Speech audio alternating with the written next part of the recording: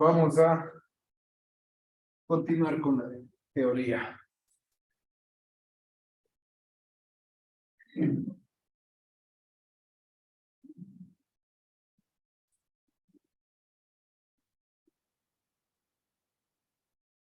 ¿Se ve ahí la pantalla? Bien. ¿A qué conclusión llegamos la clase pasada? Una conclusión bastante importante. Encontramos una manera de transformar una matriz planteada a partir de coordenadas locales en las cuales el eje axial de la barra coincide con el eje X,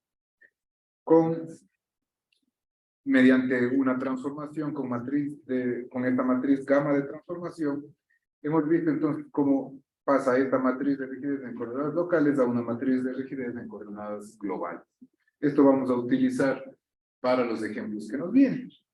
¿Cuál es el criterio? Básicamente la matriz de rigidez en coordenadas globales es igual a la traspuesta de la matriz de transformación por la matriz de rigidez en coordenadas locales y por la matriz de transformación. El caso general en el cual tengo una viga en el espacio. El caso general en el cual tengo una viga en el espacio es un problema en el cual tiene 12 fuerzas nodales. 6 en cada nudo, ¿no es cierto? Es decir, 12 grados de libertad.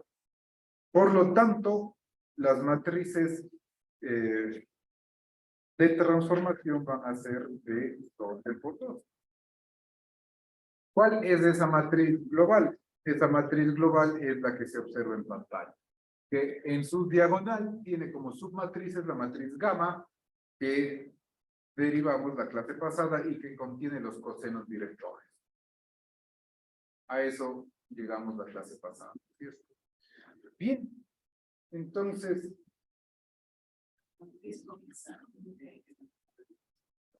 la matriz, a ver, ¿cuál?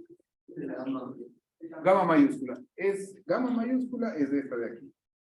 Es la de 12 por 2. Justo como está aquí. Y gamma minúscula es esta matriz de acá. Exactamente lo de los procesos directores. Sí. Hasta ahí habíamos llegado. ¿Alguna pregunta, muchachos?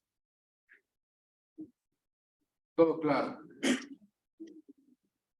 Vamos a pasar al siguiente punto, que es cómo vamos a tratar elementos tipo viga en las cuales tenemos cargas entre los nudos. Nótese como particularidad aquí, hasta el momento en los problemas, hemos tratado vigas en las cuales las cargas son concentradas y particularmente en los nudos. Eso hicimos en el caso de armaduras, también en el caso de vigas. ¿Cómo hacer o cuál es el criterio en el caso de que tenga cargas distribuidas, por ejemplo, o cargas concentradas en el tramo y no en los nudos? Vamos a ver justamente eso en esta clase de hoy. ¿Está claro? Entonces, sí me hago entender, ¿no es cierto? Si tengo una armadura, como las que hemos hecho, yo aplicaba siempre las cargas en alguno de los nudos. Igual en el caso de los problemas de las vigas. ¿Cuál sería una solución? Una posible solución si tengo un problema como el que hicimos en clase, digamos algo como esto. Si es que en lugar de tener la carga aplicada en el nudo, tengo una carga aplicada en el tramo. Una solución es justamente esa. Una solución es plantear, aquí tengo el nudo 1, aquí tengo el nudo 2, y aquí ponerle un tercer nudo. Nudo 3, nudo 4, nudo 5. Eso es válido. ¿Está bien? ¿Cuál es el problema que creen que surja acá? ¿Qué sucede con la matriz global del sistema? Se hace más grande. Ese es el único inconveniente. Entonces, para evitar eso, existe un proceso más racional, por llamarlo así, y que consiste en plantear cargas nodales equivalentes, que es lo que vamos a ver en esta clase. Entonces, escribámosle. lo que acabamos de decir. Una forma de tratar cargas intermedias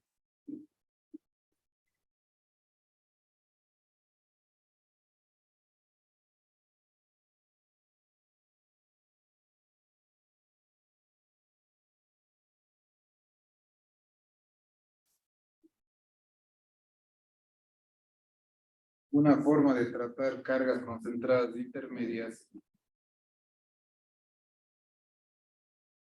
es insertando nudos artificiales, que es lo que acabamos de hacer en ese ejemplo.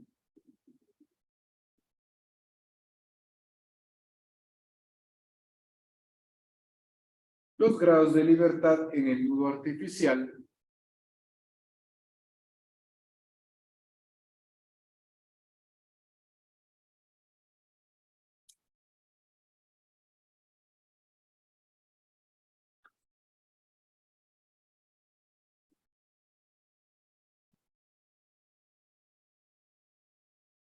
son añadidos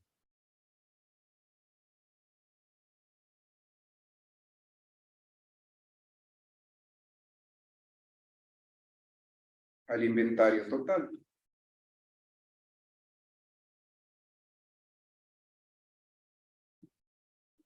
¿Qué trae esto como consecuencia? Lo que conversamos en un minuto atrás. Lo que trae como consecuencia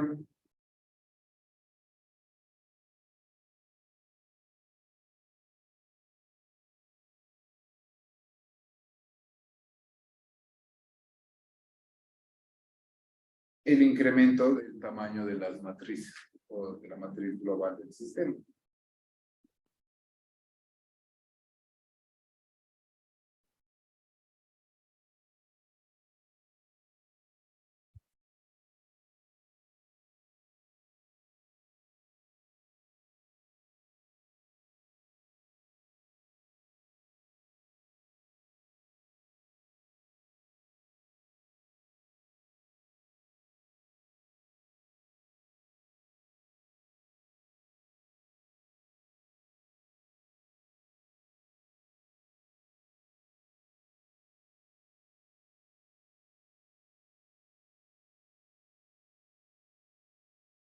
Entonces, básicamente, le voy a poner de nuevo la figura. Vamos de una figura tan simple como esta. Tengo una viga, digamos así. Y tendría nudo 1. Voy a poner una carga acá. Tendría nudo 1, nudo 2, nudo 3 y el nudo artificial sería este nudo 4. ¿Qué trae como consecuencia? Que aquí, en lugar de tener un solo elemento en el tramo 1, 2, ya tengo 2 elementos. Eso trae como consecuencia que aquí tenga el elemento 1, el elemento 2 y el elemento 3. ¿Estamos de acuerdo? Esa forma es absolutamente válida. Pero, sin embargo, vamos a ver un procedimiento más racional. Entonces, colocamos el uso de nudos artificiales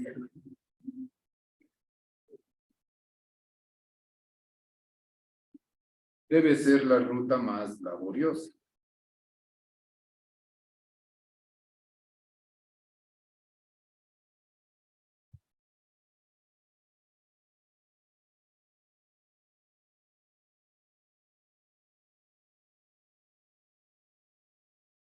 A una solución.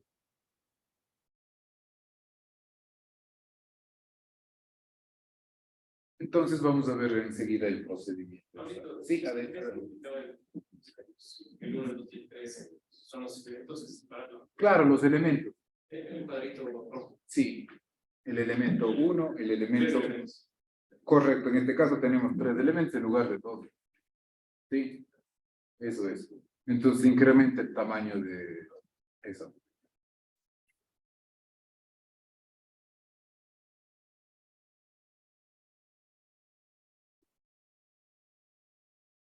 Entonces, pongamos, el uso de nudos artificiales debe ser la ruta más laboriosa a una solución, por lo que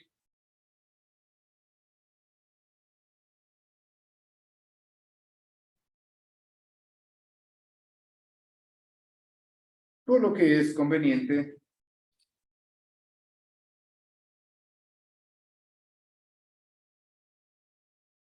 tener un método riguroso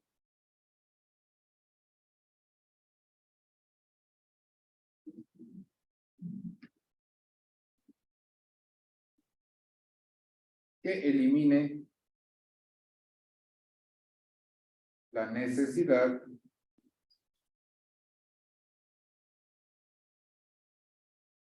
de agregar nudos artificiales.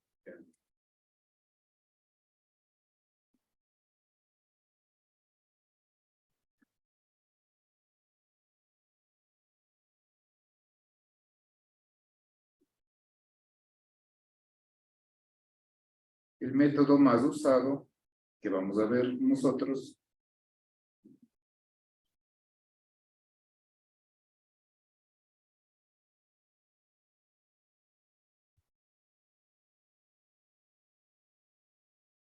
el método más usado con el método de la rigidez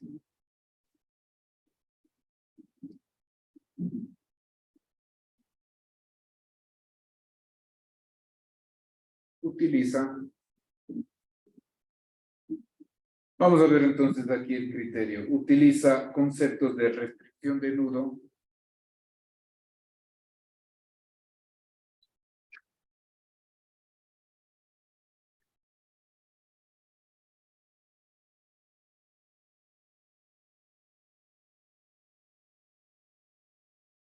utiliza criterios de o conceptos de restricción de nudo ficticio. Enseguida vamos a ver exactamente qué significa.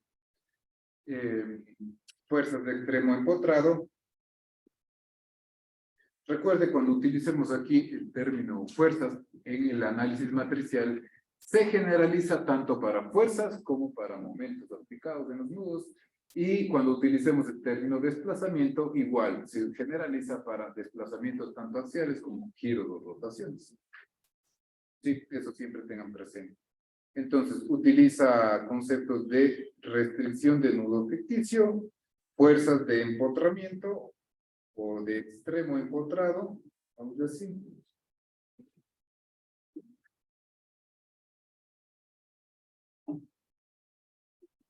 Y cargas nodales equivalentes.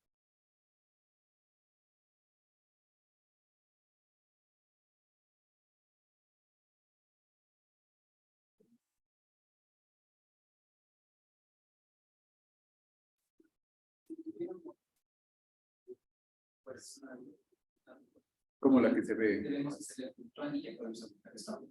No, no. Va por ahí, pero hay que utilizar el concepto de cargas nodales equivalentes. Vamos, ya vamos a ir a eso. ¿Cuál es la idea?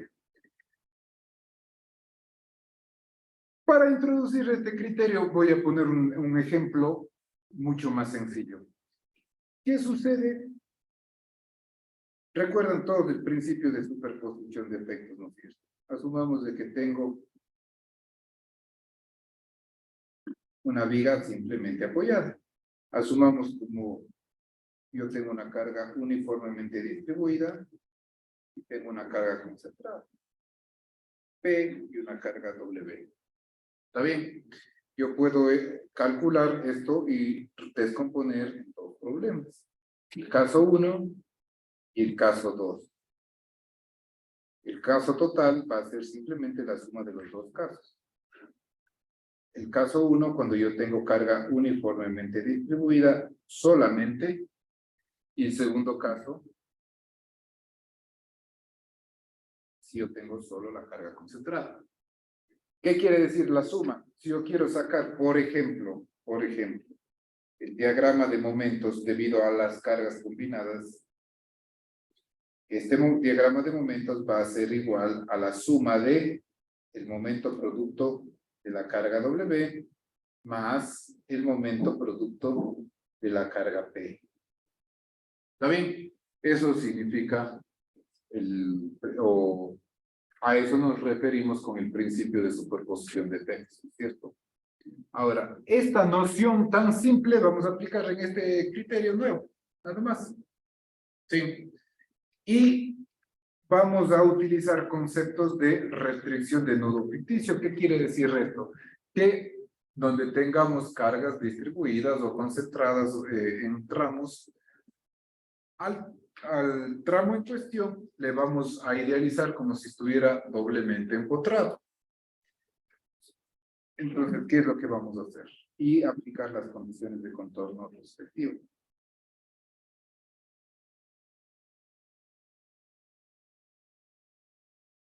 Y cargas nodales equivalentes. Entonces, volvamos a este ejemplo de acá. Vamos a analizar este mismo ejemplo de acá. Sin la necesidad de incrementar ese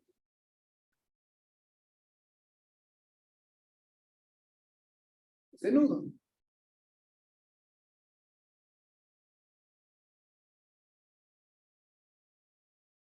Asumamos de que tengo carga distribuida y además carga concentrada.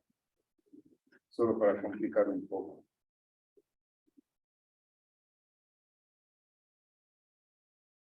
¿Ya? ¿Cuáles son los nudos? Uno, el nudo 2 y el nudo 3. ¿Está bien? ¿Cómo se deforma esta viga? Acá no tiene ninguna restricción, ¿no es cierto? Acá hay libre giro. T. Acá, ¿qué tenemos? Acá tenemos una especie de empotramiento. ¿Por qué? Por la continuidad de la viga. Es decir, acá la deformada es algo como esto. Y esta viga se va a deformar algo así, ¿no es cierto? ¿Está bien? ¿Qué me dice este concepto de restricción de nudo ficticio, de fuerzas de extremo empotrado y de cargas nodales equivalentes? Lo que me dice este problema es de que voy a idealizar el tramo en el cual tengo cargas distribuidas o concentradas intermedias o entre nudos. Sí. Voy a idealizar como que el nudo 1 y el nudo 2 estuvieran empotrados, pero lo cual no es cierto. ¿Está bien? No es la solución, digamos así, la solución real es la solución esta que está con rojo. ¿Sí? ¿Y qué es lo que voy a hacer? Llegar a esa solución real descomponiendo en dos casos, tal cual como el primer ejemplo del principio de superposición. En la viga simplemente apoya tener carga distribuida más carga puntual. Eso yo puedo descomponer en caso 1, que era carga distribuida, más caso 2, que es carga puntual. Sí, pero vamos a eso. ¿Cuál es la solución real? La curva que está de rojo, esa es la deformada real. Y esto vamos a descomponerlo en un problema en el cual considero que la viga está empotrada. Si la viga está empotrada, ¿cuál es la deformada? Es algo como esto, ¿no es cierto? Entonces, a esta viga empotrada,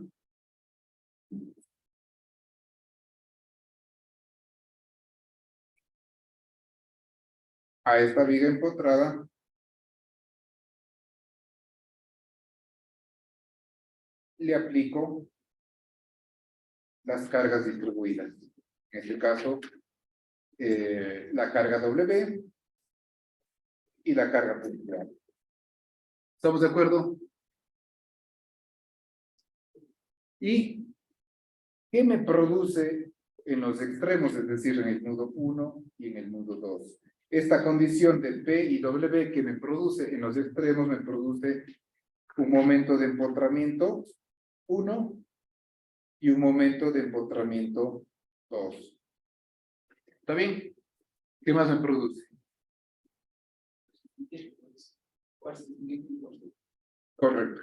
En X es que hubiera fuerza horizontal, pero para este problema sería una fuerza 1 y una fuerza 2.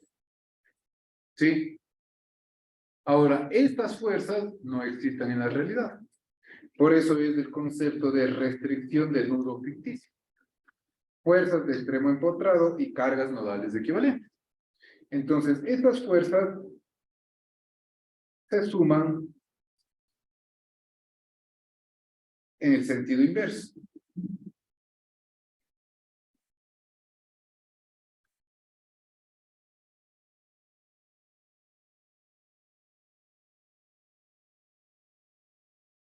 Aquí tendría F1, M1, F2 y M2. Al hacer esto que estoy diciendo, que estas fuerzas que me estoy inventando que existen en los nudos, se anulan. Y el problema ya no se altera. ¿Me explico? Pero ¿qué ventaja tengo yo al plantear el problema de esta manera? En el caso 1, las fuerzas de F1 van a ser iguales a ¿qué? A la carga W por L sobre 2. ¿Estamos de acuerdo? Y los momentos a qué van a ser igual. ¿Quién recuerda el momento en una viga doblemente empotrada? ¿No? Sobre 8 es simplemente apoyado. Sobre 12. Sobre 12. ¿Sí? WL cuadrado entre 12. ¿Qué gano yo con esto? Que tengo fuerzas nodales equivalentes. Entonces puedo plantear el problema tal cual como hemos venido haciendo hasta aquí. Es decir, voy a plantear el problema ahora de esta manera. Sí, adelante, preguntas. No.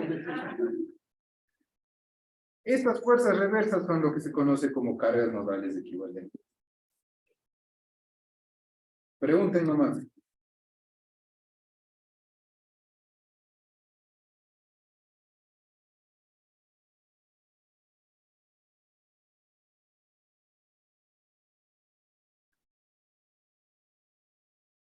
Entonces, al hacer esta superposición se satisfacen los requerimientos de equilibrio y compatibilidad de deformaciones. Entonces, el problema me resulta... Pongamos así.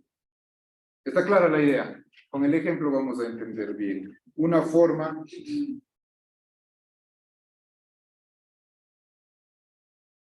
de formular la solución al problema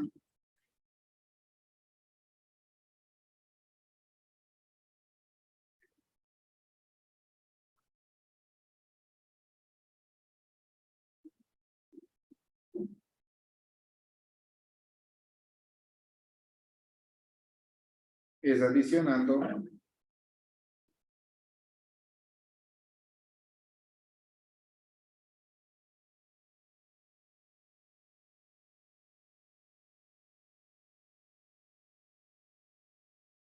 a la ecuación matricial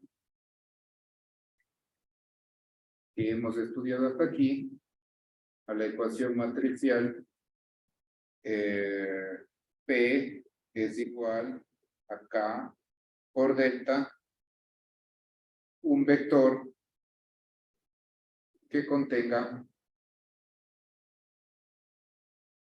las cargas nodales equivalentes.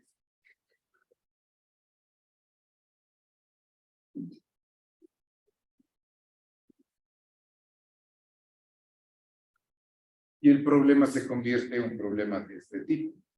El vector de fuerzas externas es igual a la matriz de rigidez global del sistema por el vector de desplazamientos nodales más un vector de fuerzas de empotramiento o las fuerzas nodales equivalentes.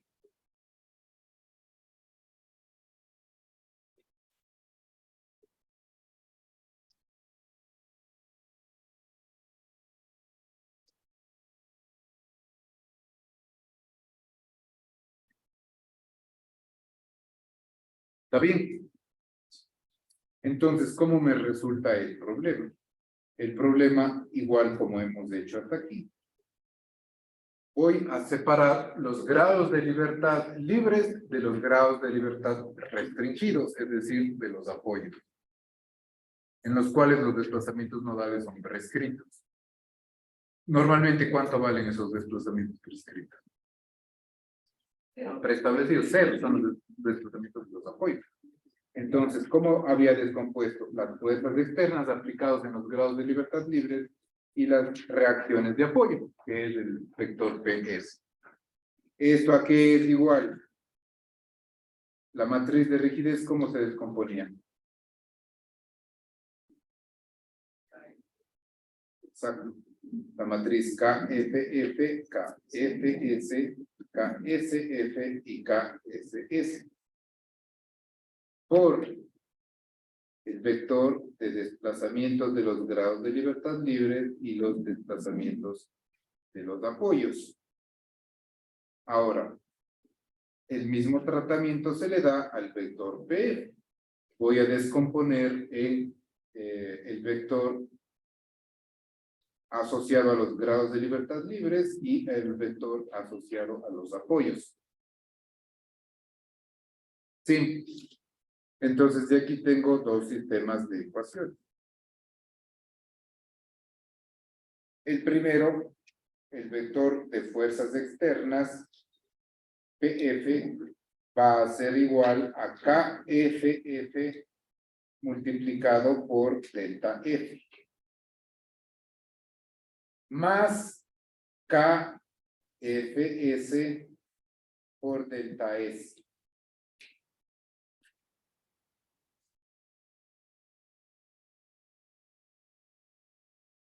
Sí, y más PFF.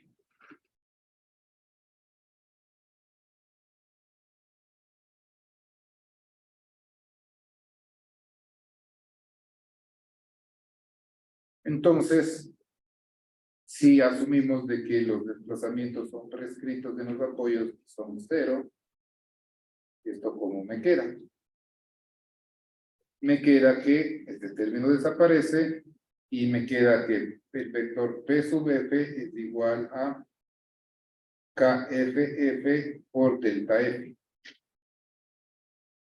más el vector PFF. De aquí, ¿cómo despejo esto? KFF por delta F es igual a la diferencia entre el vector PF menos PFF. Y finalmente, ¿cómo despejo delta F? ¿Cómo despejo delta F? Saco la inversa, que ¿cómo le habíamos denominado? No. ¿Cuál es la inversa de KF? D. ¿Y ahí cómo se llama? Matriz de flexibilidad. La matriz de flexibilidad. ¿De mayúsculo o minúsculo ponía? Es por la diferencia entre los dos.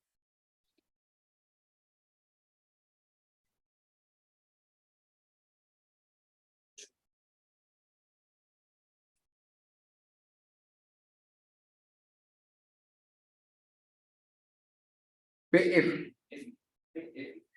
Ah, ya, este vector, este contiene las fuerzas de las cargas modales equivalentes.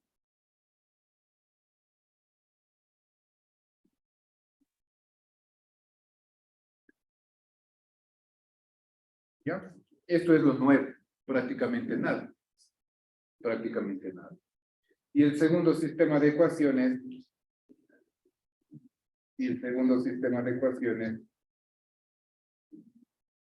sería PS, que son las reacciones de apoyo, es igual a KSF por delta F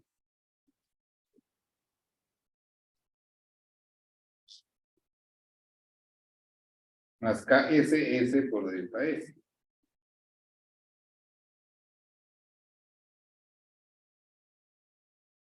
Y más PSR. Entonces, de nuevo, este término se elimina y de aquí obtengo las reacciones de apoyo, el pórtico.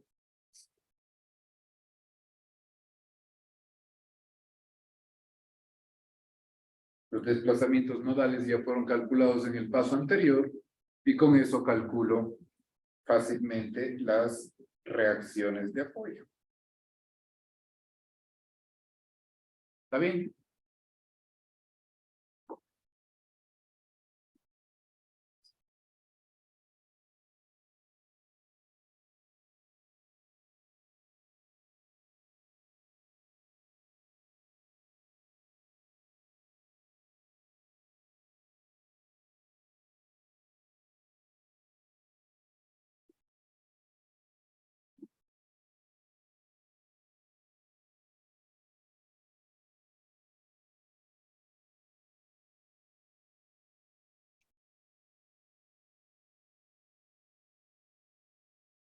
¿Se entiende, muchachos? ¿Preguntas?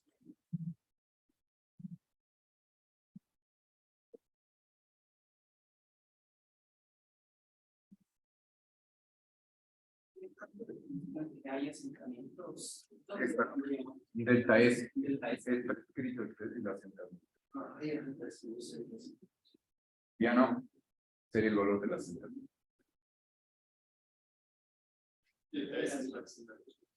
Delta S es, contiene los grados de libertad de los apoyos. Contiene los desplazamientos de los apoyos. Entonces, ¿qué se asienta? El apoyo, ¿no es cierto? Entonces, si me da un valor de asentamiento, en lugar de ponerle delta S0, se le pone el valor del asentamiento.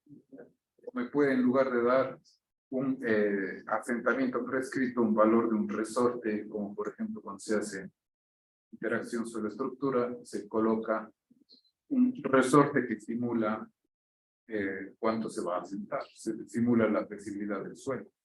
Entonces ahí debería conocer las propiedades del resorte. Claro. Sí. Claro. Ahí. Preguntas adicionales.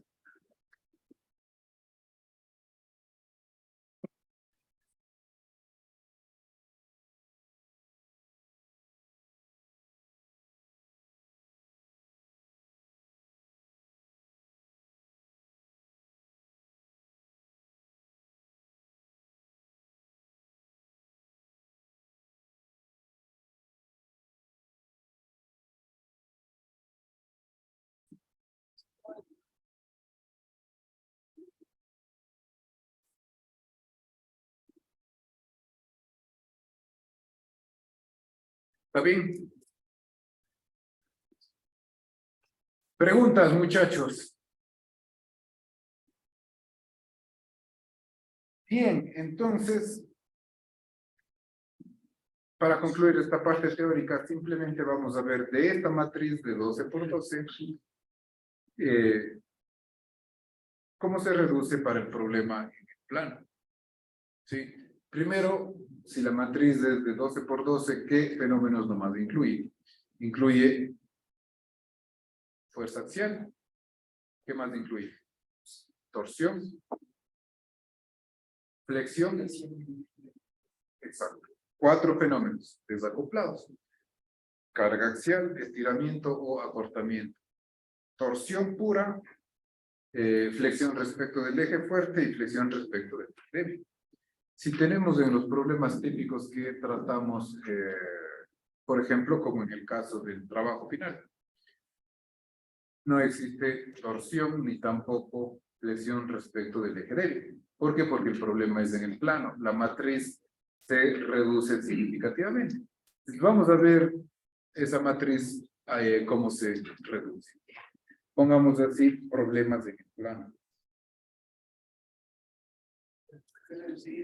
Correcto.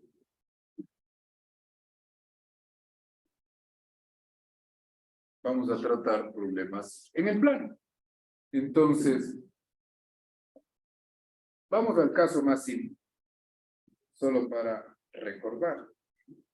El caso de barras sometidas a simplemente fuerzas axiales.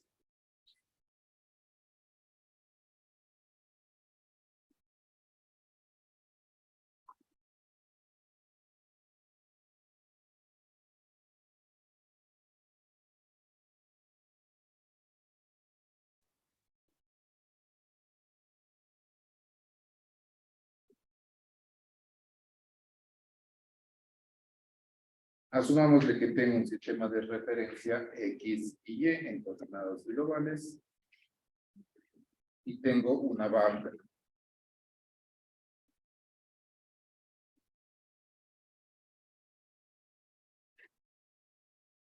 Acá tengo el nodo 1. Acá tengo el nodo 2.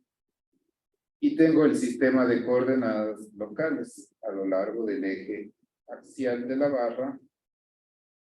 Tengo X',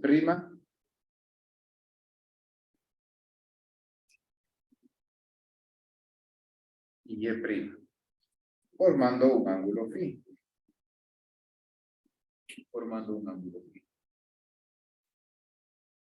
¿Está bien? ¿Cuáles son los grados de libertad? Esto me tienen que responder con precisión. ¿Cuáles son los grados de libertad de la barra 1, 2 respecto del sistema de coordenadas locales? Locales. No. Ya. Vamos por partes. Asumamos de que tengo un problema de solo carga axial. Vamos a empezar por ahí. Le voy a poner acá. Ahí le voy a poner. Le voy a poner.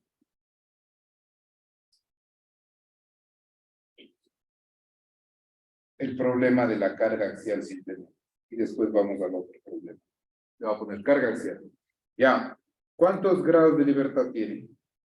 2, ¿no es cierto? Sería U1' y U2'. ¿Está bien?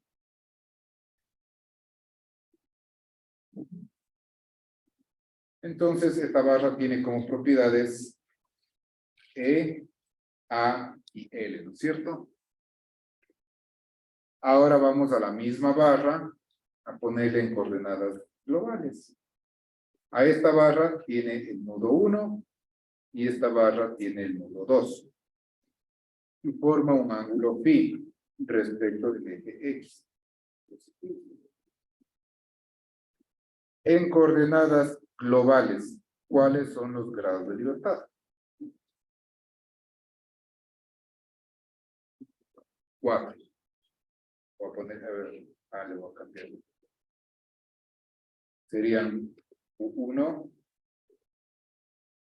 V1, U2, V2. ¿Está bien? Vamos a utilizar la ecuación de transformación que derivamos acá. Esta ecuación de aquí. O esta matriz, perdón. Esta matriz para ver cómo llegamos a lo mismo que llegamos en el capítulo 2. Esta es la matriz que nos relaciona. ¿Y cómo llegamos a esta matriz? ¿Cuál era el criterio? Permítanme.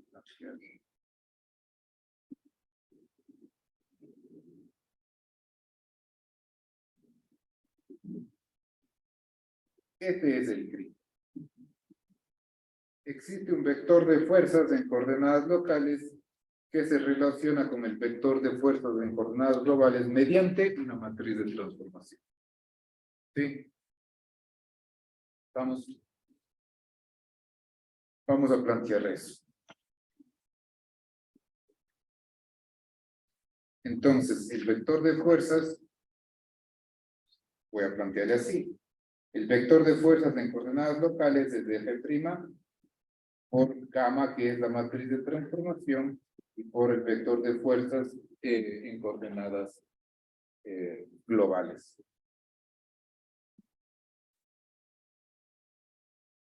¿Cuáles son? Vamos a Vamos a ver de nuevo los gráficos. ¿Cuántas fuerzas están asociadas a cada grado de libertad? Es decir, en coordenadas locales, en el gráfico de la izquierda, ¿cuántas fuerzas tengo en cada nudo? Una en cada nudo. Es decir, voy a tener aquí, voy a tener F1' y que voy a tener acá F2'. ¿Está bien? Ahora vamos a la derecha. ¿Cuántas fuerzas tengo asociado a cada nudo? 2 por cada nudo.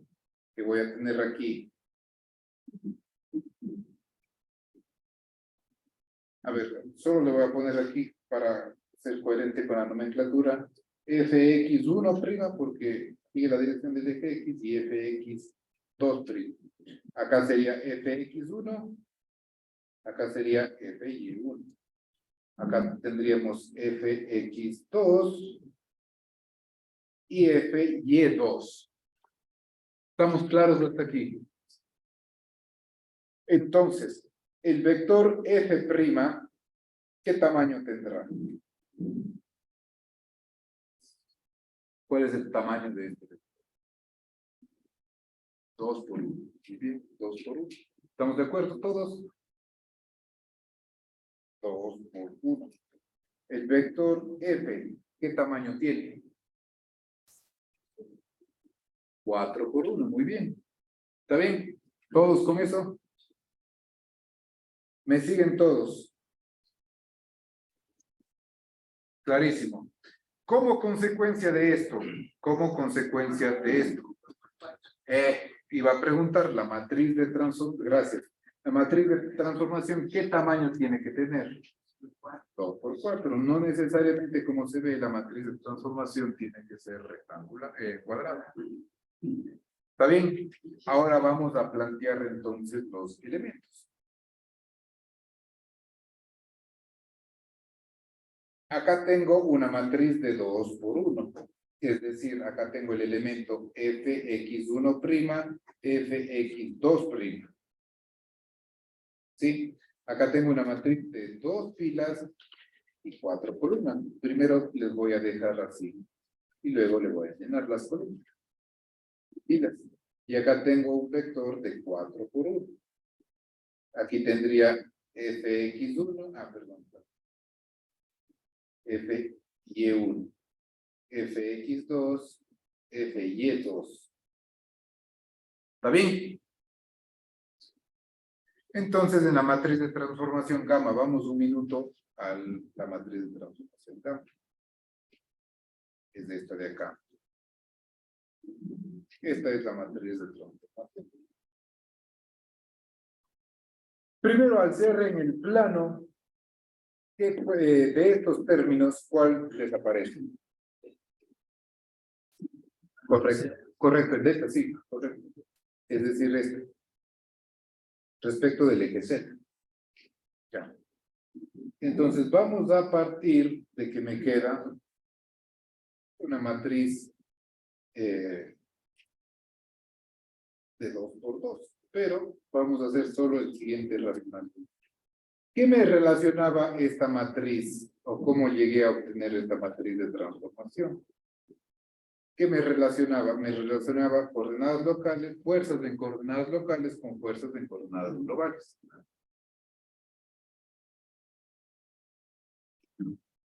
Entonces, vamos por partes.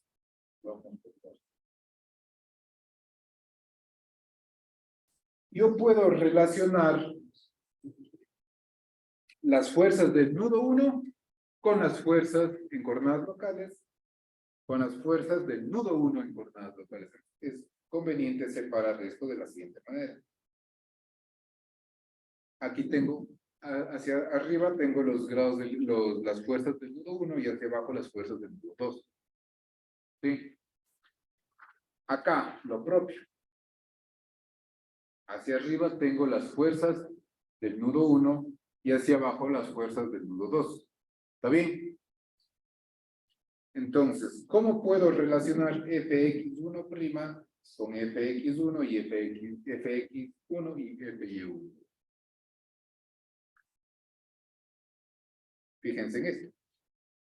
Exactamente, con los cosenos directores, es decir, fx' es igual a ¿qué? A fx por coseno de alfa, más fy por coseno de beta. ¿Y cómo le llamábamos a coseno de alfa y coseno de beta? Lx y mx. Vamos a ver si que me he hecho entender. Aquí sería Lx y mx. Ahora, pregunta. ¿Cómo relaciono fx1' con fx2?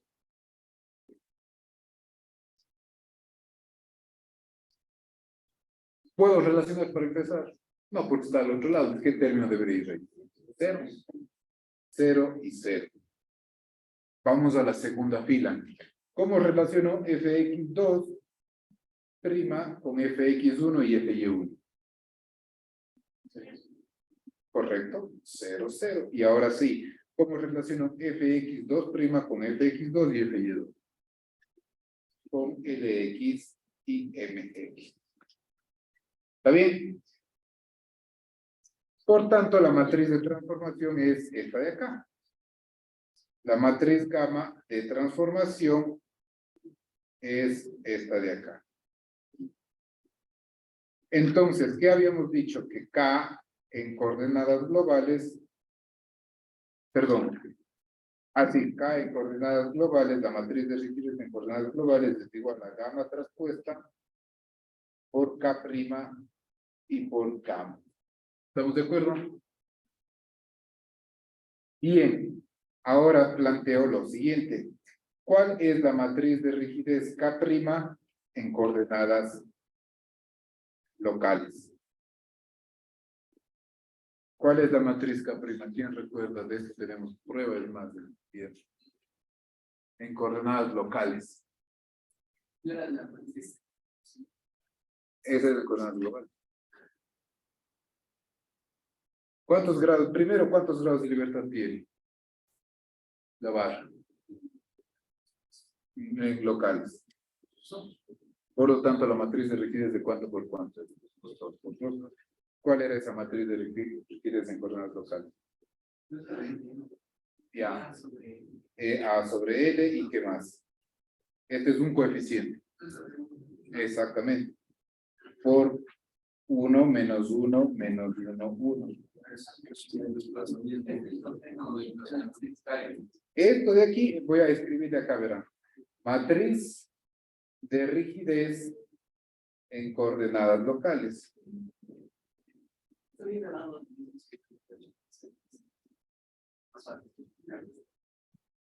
Vamos por parte. Sí. Ya. Ahora quiero encontrar la matriz de rigidez en coordenadas globales. ¿Qué es lo que hago? A esta matriz tengo que multiplicarle por la traspuesta de gamma, que sería, ¿cuál sería la traspuesta de esta? Esta es una matriz de 2 por 4, la traspuesta va a ser de 4 por 2. Entonces, K en coordenadas globales va a ser una matriz de 4 por 2.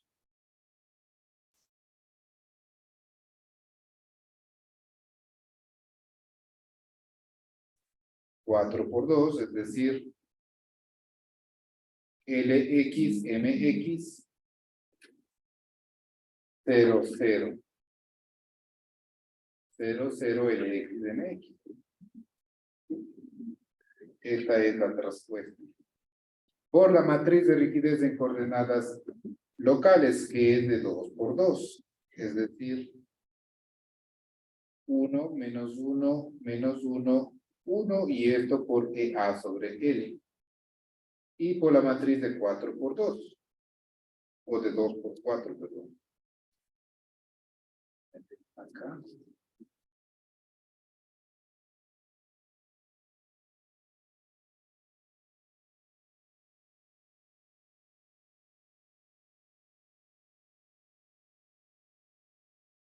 Y una matriz de 4 por 2. Serían LX, MX, 0, 0. Aquí sería 0, 0, LX, mx. Esto me va a dar la respuesta. Entonces, ¿cómo multiplico esto? Tengo una matriz, voy a empezar así. De 4 por 2 y una matriz de 2 por 2. ¿Cómo me da el producto? Me va a quedar una matriz así mismo de 4 por 2. ¿No es cierto? Entonces, el primer producto me va a quedar como una matriz de 4 por 2.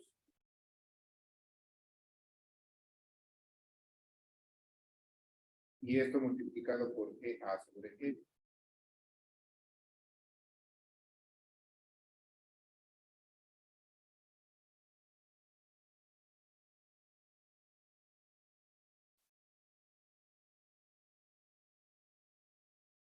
Entonces me quedaría este término por este término, LX. Este término por este término.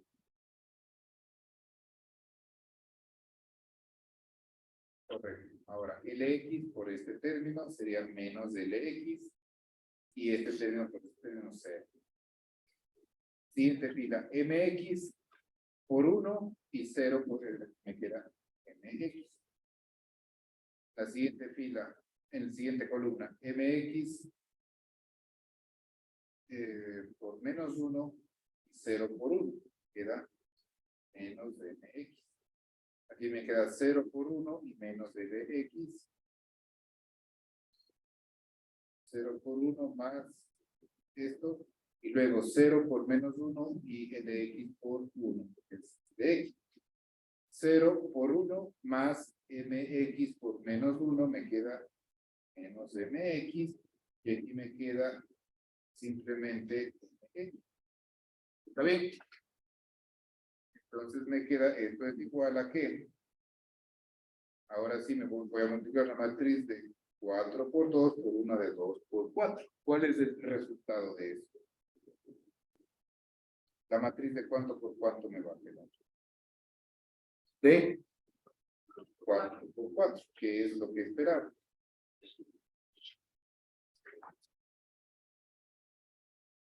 Pongamos así primero. EA sobre L por la matriz de 4 por 4. Entonces, LX por LX, LX al cuadrado. ¿Sí? ¿Cuál sería el ángulo? LX al cuadrado es igual a ¿qué? Al coseno cuadrado, ¿no es cierto? ¿De qué? De phi. Coseno cuadrado de phi. Este término por este término, más este término por este término. LX por MX, ¿qué me queda? Coseno de phi, seno de phi, coseno de phi, coseno de phi.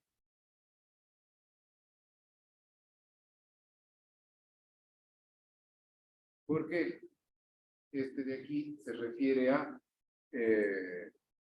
coseno de LX es coseno de phi. MX sería coseno de 90 menos phi, que es seno de phi. ¿Sí? Entonces, ahí me queda este término por este término. A ver, ¿cómo estaba? Ya, correcto. 0 y menos, correcto. Aquí me quedaría menos coseno cuadrado de phi, ¿cierto? Y el último término me quedaría 0 por 0, perdón, LX por 0 y menos LX por MX sería menos seno por 0. Y como ustedes van viendo que nos va quedando la matriz de transformación que veíamos en el capítulo 2, que es lo mismo. Ahora vamos con la segunda fila. MX por LX me quedaría seno de phi por el coseno de phi. Y aquí me quedaría luego MX al cuadrado, que sería seno cuadrado de phi. ¿Sí?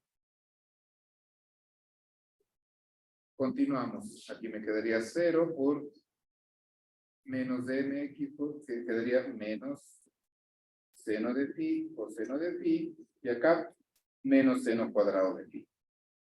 ¿Estamos bien? Continuando con las operaciones, me queda exactamente lo mismo. Es decir, este término va a bajar al último cuadrante.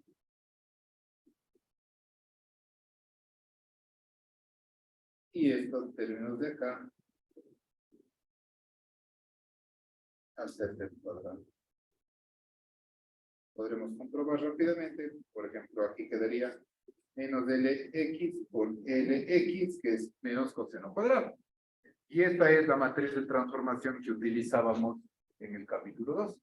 Hemos llegado ahora por el otro capítulo. ¿Sí? Entonces, esta es la matriz de rigidez en coordenadas globales para carga axial.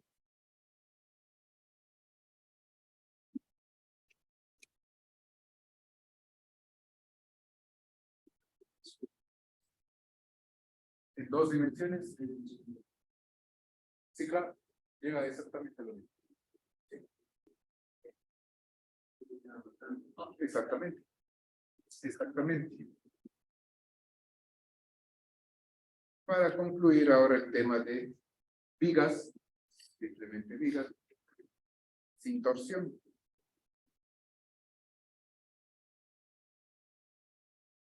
Sería el caso de flexión.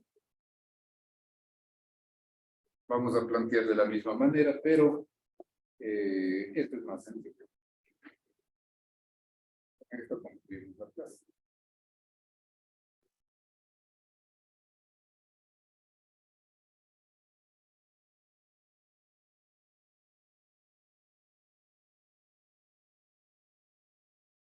Este es el modo 1.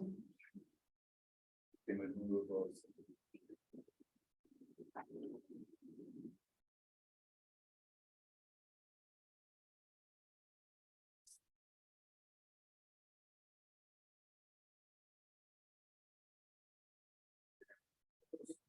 Ahora para el tema de flexión. En el plano, voy a colocarle aquí el eje X. Perdón, el eje X' de coordenadas locales. Y aquí Y'. Formando un ángulo fijo. Formando un ángulo fijo.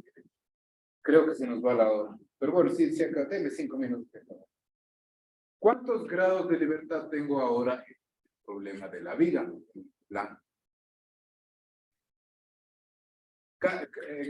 Vamos a coordenadas locales. ¿Cuántos grados de libertad tengo en flexión? Derivamos y recuerdan la matriz de rigidez. ¿Cuántos grados de libertad tengo? ¿Puede desplazarse a lo largo del eje X? ¿Por qué no?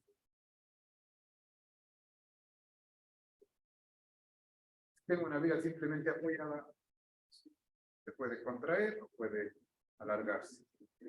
Se puede deformar los lados del eje. Terminemos mejor la siguiente clase porque si nos vamos a demorar más. Dejemos nomás hasta aquí, ya nos falta.